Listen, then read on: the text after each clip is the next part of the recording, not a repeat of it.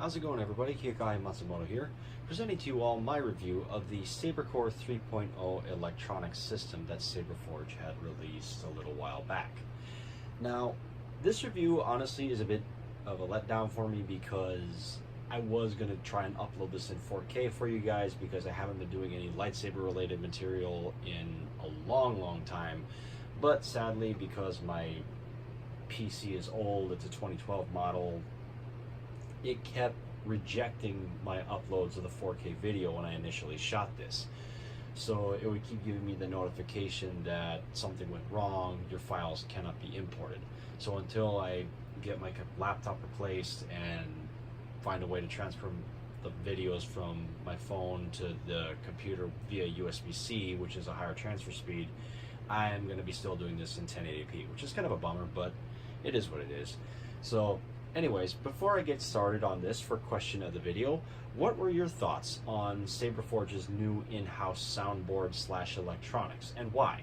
I personally like this. I mean, it's not the hero tier, and it's not quite as, I'm gonna say, fluid as the hero tier soundboard, and it's not as simplistic with the in-hilt menu as the SaberCore 2.0 soundboards were, but it is a step up from the SaberCore 2.0 in that it has more settings available to it, and you can directly interface with this soundboard in real time via the graphical user interface that you can get on the computer. So anyway, the first thing you might notice when looking at this sound system is that the recharge port is a little bit different. And that's because this recharge port doesn't need a kill key. It has an automatic deep sleep function similar to the Nano Biscotti soundboards by Plector Labs, and it also recharges with a micro USB port. Let me see if I can find the charger. Oh yeah, it's right here. So this is what their new chargers look like for their new champion tier systems. Their old SaberCore 2.0 systems have now been bumped down to a new tier called Veteran, for those of you who are new to it. So this is the port. You can remove it from the included AC adapter, so that way you can just stick this directly into your computer and mess with your lightsaber's options from there, or you know, you can just leave it on there. If you're going to be, my recommendation, if you're going to be charging it, leave it like this, because this will give it a lot more juice. But if you're going to be just doing graphical interface, you can take it off or just use a different USB, micro USB to USB cable. So just for the record, for those of you who are out there. So the other thing you'll notice about these electronics is that I have a different style AV switch. This is the lit up segmented version. And the other thing that you'll find familiar about this hilt, if you've been following my channel since day one based on these reviews, is that this is the Archon that I bought a while ago that I was giving to my friend Jordan as a birthday gift. Only problem is it was running on SaberCore 2.0 at the time, and the electronics crapped out on me. So it took quite some time before I was able to finally get to it. From March to now, the time of this video, that's, let's see, yeah, 7 months. It's been 7 months, but I finally got around to it. So anyway, this thing, as I said before, has a deep sleep function. So what that means is after X amount of time, it'll shut off and go into a deep sleep mode, so that way you don't drain your battery.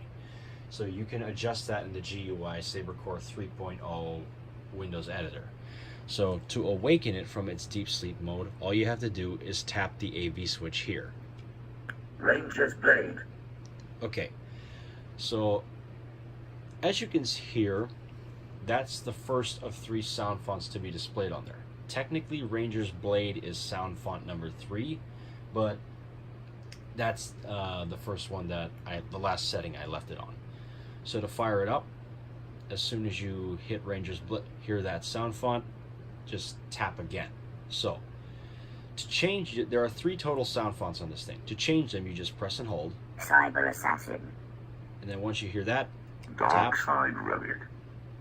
Ranger's Blade. Just a tap. Cyber Assassin. Dark Side Relic. Ranger's Blade. Once you make a selection, press and hold. Now, one thing you might notice right off the bat is that the blade flicker options have changed a little bit. With the SaberCore 2.0s, they were just simple pulsing animations that would just ramp up the intensity each time. This one swaps out two of those. There's still a low pulse and a fast pulse, but there is also a shimmer option that makes the blade flicker look kind of like a candle flame, which I really like. This setting is called slow shimmer, which is my personal favorite. It's more reminiscent of the Force Awakens kind of lightsaber flicker that you'd see.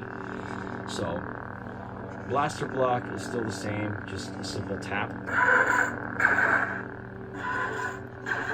Now, one thing that I like about this one is it has a flash on clash option with this. The blade doesn't change color, like it doesn't turn white but it does get slightly brighter for a brief split second for the blaster block and the clashing animation. Let's see if I can get in close here. Oh yeah, you can definitely see that one. So, your lockup, sadly, it's not like the Hero Tier. Hero Tier, you can either press and hold the auxiliary button, or you can just tap the aux button while you're simultaneously striking another blade or clashing, and it automatically activate. You can't do that with this one, however, but there is a method you can trigger it. So what you do is you press and hold this button for 2.5 seconds. I like to count to 3 quickly, and then release and immediately tap it once. So 1, 2, 3, release, tap.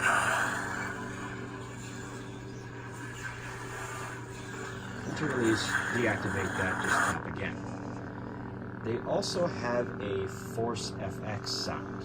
So it's the same setup, or similar should I say. Just press and hold for 2.5 seconds, release, and immediately tap twice. So let's see if that'll work. 1, 2, 3, release, tap. Yep, that works. And to power down, you just press and hold for a while until it shuts off. Okay, that's pretty much the in-hilt options as much as you can get into it. So I'm going to show off Cyber Assassin real quick because the card that I got was a one of each soundboard. There's one light side, one gray side, and one dark side. Cyber Assassin.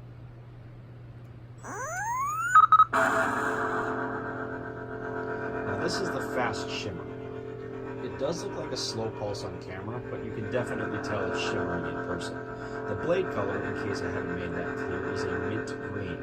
It's not a true mint per se, but it does look close to the color, and it looks, in reality, in person, more like a cyan-ish color that's leaning more towards the green hue or shade. So blaster block again. Lock up. 1, 2, 3, release, tap.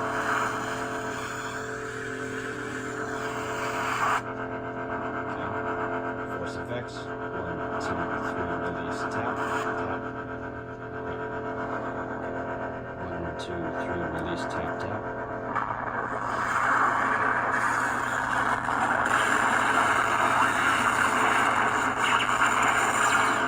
So that's the lockup. Never mind. Outtake. Just 1, 2, 3, release, tap.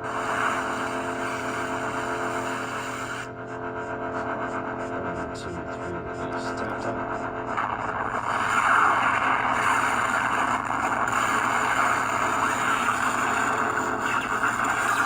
Oh, I get it. It's like a Force Lightning or Force Thundercloud, where the other one was just a Force Push. So to deactivate it, sorry, I'm kind of doing this as I go. Cyber Assassin. Come on. It does get a bit finicky sometimes. So wait, 1, 2, 3. Dark Side Relic.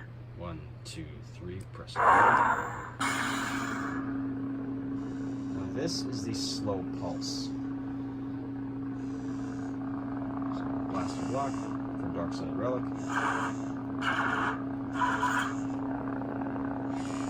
1, 2, 3, release, tap.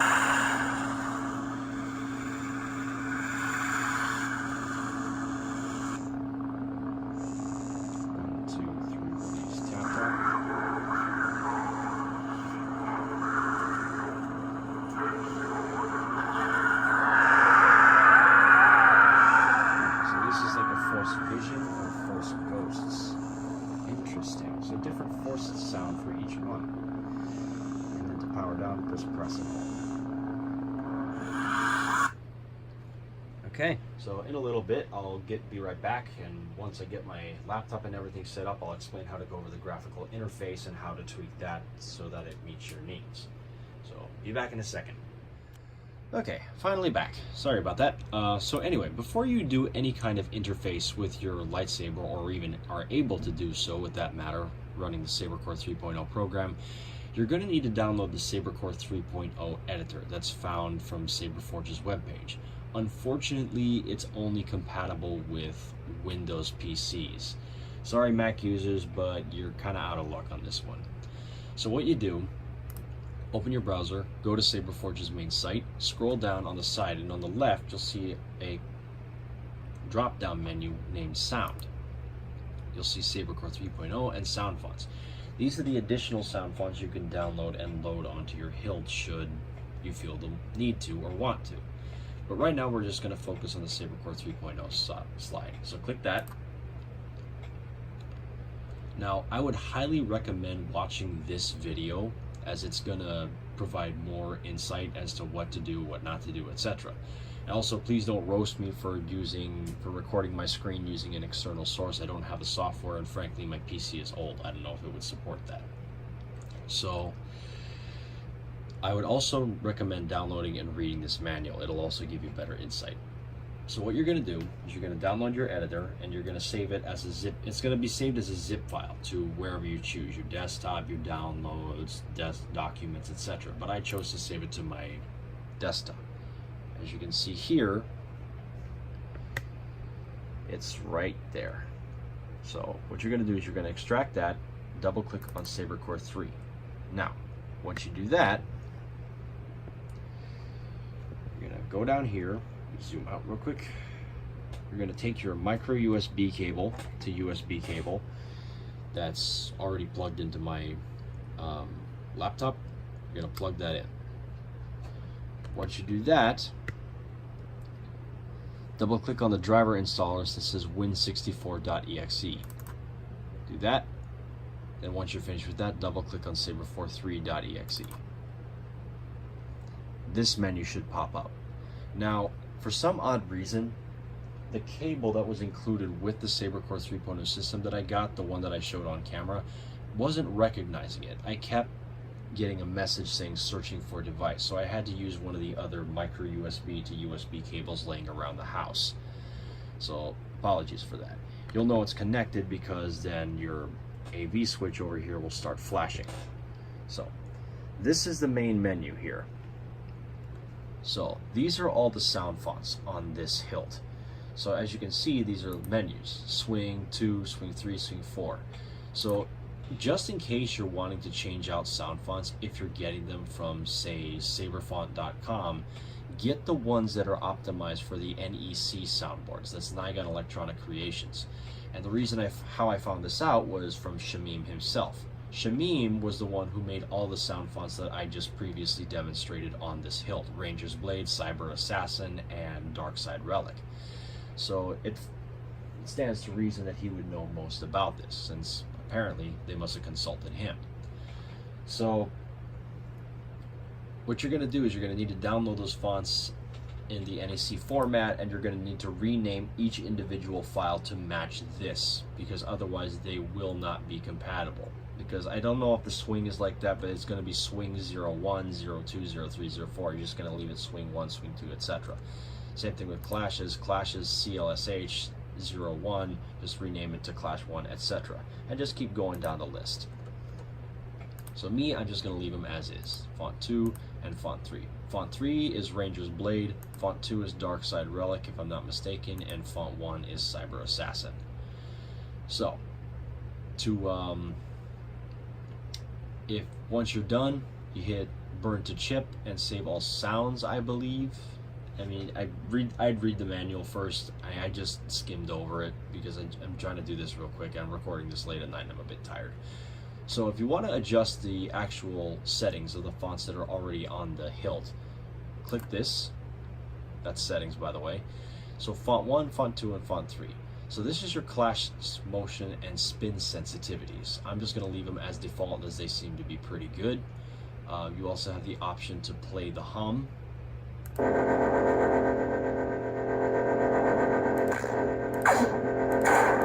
your clash, swing, and stop hum. That's for Cyber Assassin. Font 2, play hum, dark side relic, clash, swing, stop hum. And font 3 is Ranger's Blade. So play hum, clash, clash, swing, swing, swing, stop. Okay. Now, I won't tamper with this. One that you might want to tamper with, depending on your needs, is the inactivity timeout.